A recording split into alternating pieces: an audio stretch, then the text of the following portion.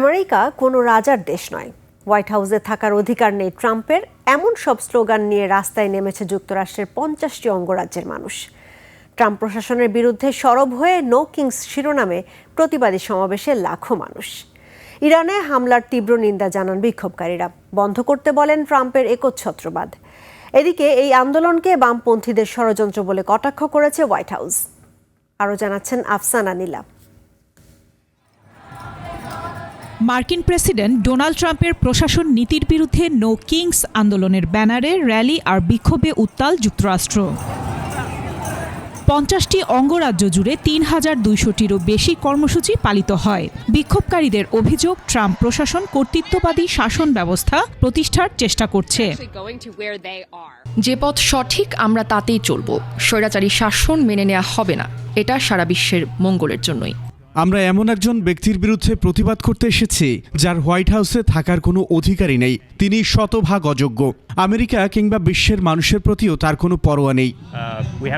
আয়োজকরা বলেন, new York, Dallas, Philadelphia এবং ওয়াশিংটনে বড় সমাবেশ অনুষ্ঠিত হলেও নো কিংসের 2/3 কর্মসূচি প্রধান শহরগুলোর বাইরে আয়োজন করা হয়, যা গত জুনে আন্দোলনটির প্রথম সমাবেশের তুলনায় প্রায় 40% বৃদ্ধি পেয়েছে।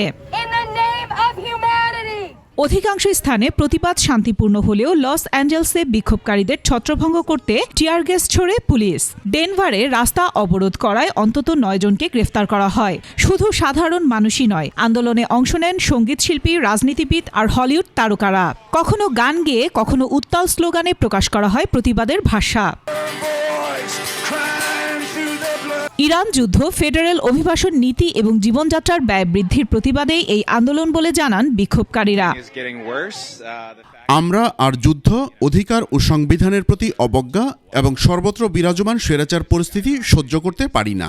ট্রাম্প আমাদের উপর স্বৈর শাসকের মতো শাসন করতে চান, কিন্তু এটি আমেরিকা। এখানে ক্ষমতা জনগণের, কোনো রাজা বা তার ধনী সহযোগীদের নয়। তবে সব অভিযোগ অস্বীকার করে ট্রাম্প বলেছেন, সংকটময় পরিস্থিতি থেকে দেশকে পুনর্গঠনের জন্যই নানা পদক্ষেপ নেওয়া হয়েছে। তিনি বলেন, আমাকে রাজা বলা হচ্ছে, কিন্তু আমি রাজা নই।